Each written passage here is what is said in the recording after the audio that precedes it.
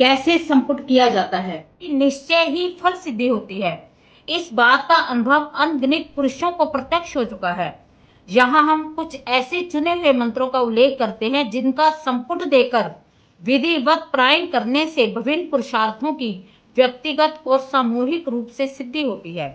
इनमें अधिकांश शक्ति के मंत्र हैं और कुछ बाहर के भी हैं। अब ये 30 मंत्र हैं आपके। सर्व मंगल मांगल्ये शिवे सर्वार्थ साधिके शरण्ये त्र्यंबके गौरी नारायणी नमस्ते। श्री दुर्गाय नमः। फिर आप बोलोगे सर्व मंगल मांगल्ये शिवे सर्वार्थ साधिके शरण्ये त्र्यंबके गौरी नारायणी नमस्ते। आपने सर्व मंगल मांगल्ये बोला, उसके ऊपर आपने बोला श्री दुर्गाय नमः। दुर्गाय नमः आपकी हथेली में आ गया। उसके बाद में आपने फिर बोला सर्व मंगल मांगल्ये, ये बंद हो गया मंत्र आपका। मेधा ऋषि का राजा सुर्थ और समाधि को भक्ति की महिमा बताते हुए मधु कैटव बंद का प्रसंग सुनाना, इसे भी आपने लॉक कर देना है। वही मंत्र एक बार बोला आपने, बीच में आपको 2 बार बोलना पड़ेगा, फिर अगला मंत्र लॉक होगा। जैसे यहाँ पर आपने बोल दिया मम के बाद में आपने फिर बोल दिया, ये वाला लॉक हो गया। एक बार फिर आप मंत्र बोलो उसी को, फिर यहाँ पर आपका लॉक होगा। फिर आप एक बार फिर बोलोगे, फिर आपका ये लॉक हो गया। ऐसे करके आपके जितने श्लोक हैं उसमें ये ट्रिपल बार चले। ओम राम रामाय नमः। श्री हनुमान चालीसा ओम राम रामाय नमः। दोहा ओम राम रामाय नमः। श्री गुरु चरण सरोज रज निजमन मुकुर सुधार वर्महि रघुवर विमल जसु जोदायक फल चार। ओम राम रामाय नमः। फिर अगली चौपाई शुरू करेंगे ओम राम रामाय नमः।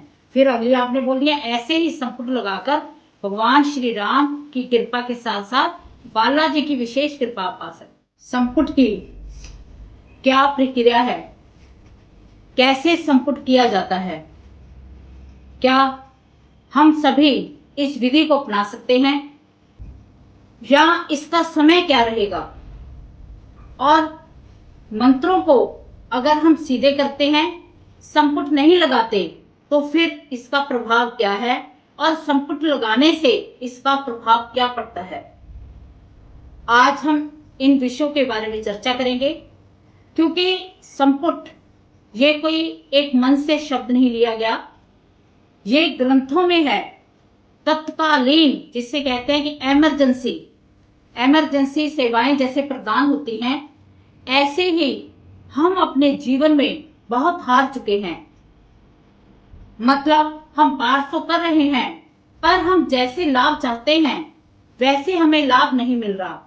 क्योंकि जब कृपा होती है तो एकदम आपको प्राप्ति नहीं होती, धीरे धीरे परमात्मा देता है कि इसका जो विश्वास भी बना रहे, और इसको आराम से जब मिलेगा तो ढंढस बना रहता है,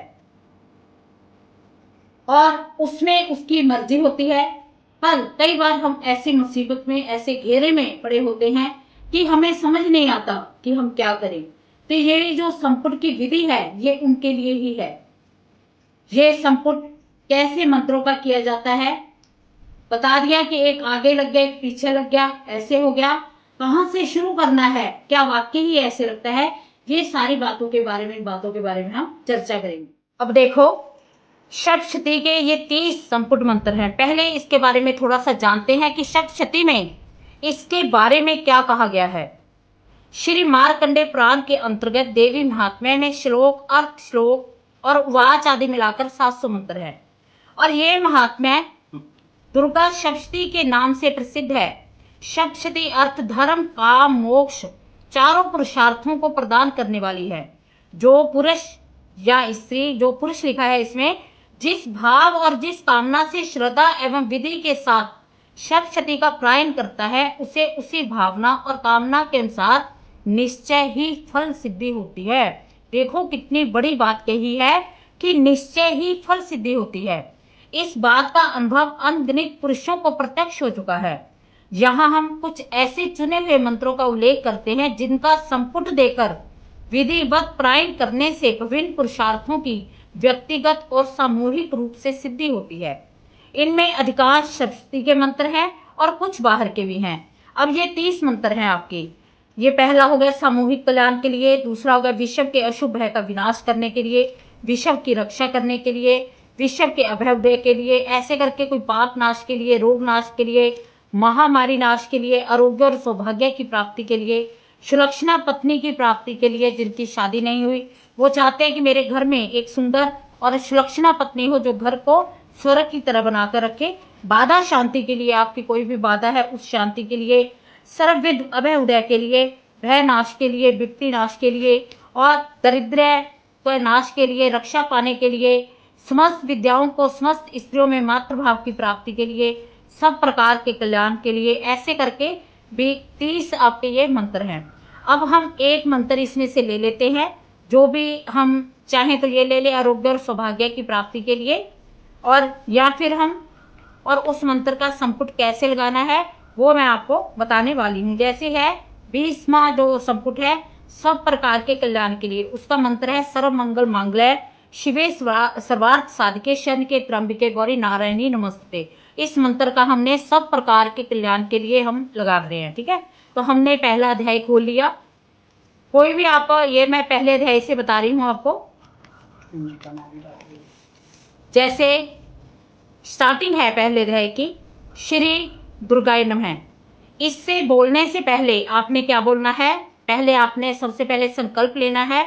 हाथ में थोड़ा सा जल, थोड़े से पुष्प, थोड़े से अक्षत और कुछ पुष्प डालकर आपने संकल्प लेना है कि हे माँ जगदम्बा, आपकी कोई भी कामना है, मैं एक कामना के लिए बोल रही हूँ कि मेरी इस कामना हेतु मैं संपुट लगाकर आपके 13 अध्याय का पाठ करूंगा और मेरा ये कार्य तुरंत सिद्ध हो जाए। या आप कह दो पहले अध्याय का मैं 7 बार पाठ करूंगा, या आप कह दो पहले अध्याय का मैं 2, जितना आपकी श्रद्धा है। तो आपने संपुट कैसे लगाना है, जैसे ये है श्री दुर्गाय नमः, इसको सीधा नहीं बोलना आपने। पहले क्या बोलोगे, सर्व मंगल मांगल्ये शिवे सर्वार्थ साधके शरण्ये त्र्यंबके गौरी नारायणी नमस्ते, श्री दुर्गाय नमः। फिर आप बोलोगे सर्व मंगल मांगल्ये शिवे सर्वार्थ साधके शरण्ये त्र्यंबके गौरी नारायणी नमस्ते। आपने सर्व मंगल मांगल्ये बोला, उसके ऊपर आपने बोला श्री दुर्गाय नमः, दुर्गाय नमः आपकी हथेली में आ गया। उसके बाद में आपने फिर बोला सर्व मंगल मांगल्ये, ये बंद हो गया मंत्र आपका, ये संपुट हो गया। अब आपने फिर एक बार बोलना है, ये बंद हो गया, फिर आप बोलोगे अथ श्री दुर्गा सप्तशती। पहले मंत्र बोलोगे अथ श्री दुर्गा सप्तशती बोल के फिर आप मंत्र बोलोगे सर्व मंगल मांगल्ये शिवे सर्वार्थ साधके शरण्ये त्र्यंबके गौरी नारायणी नमस्ते। इसको इसके आगे भी बोला आपने, इसके पीछे भी बोला, फिर ये बंद हो गया। फिर आपने बोला प्रथम अध्याय, फिर इसके पहले भी मंत्र और बाद में भी मंत्र। समझ आ रही है आपको? आगे आ गया। फिर आपने जब ये 2 मंत्र बोल के फिर आपने एक बार और मंत्र बोला, वही सर्व मंगल मांगल्ये शिवे सर्वार्थ साधके शरण्ये त्र्यंबके गौरी नारायणी नमस्ते। आगे आ गया आपका मेधा ऋषि का राजा सुर्थ और समाधि को भक्ति की महिमा बताते हुए मधु कैटव बंद का प्रसंग सुनाना, इसे भी आपने लॉक कर देना है वही मंत्र बोलकर सर्व मंगल मांगल्ये शिवे सर्वार्थ साधके शरण्ये त्र्यंबके गौरी नारायणी नमस्ते। फिर आप एक बार फिर बोलोगे, फिर विनियोग बोलोगे, विनियोग आप सारा बोल के फिर उसके बाद में आपका वही मंत्र, फिर ध्यान से पहले फिर वही मंत्र, उसके बाद में आपका ये मंत्र चल पड़ा। आप बोल पड़े, आपका ये मंत्र चल पड़ा। जहां पर आपकी डबल लाइन आ गई, आपका एक श्लोक पूरा हो गया। उसके बाद में जैसे ध्यानम के बाद में आपने मंत्र बोला सर्व मंगल मांगल्ये शिवे सर्वार्थ साधके शरण्ये त्र्यंबके गौरी नारायणी नमोस्तुते, आपने बोल दिया।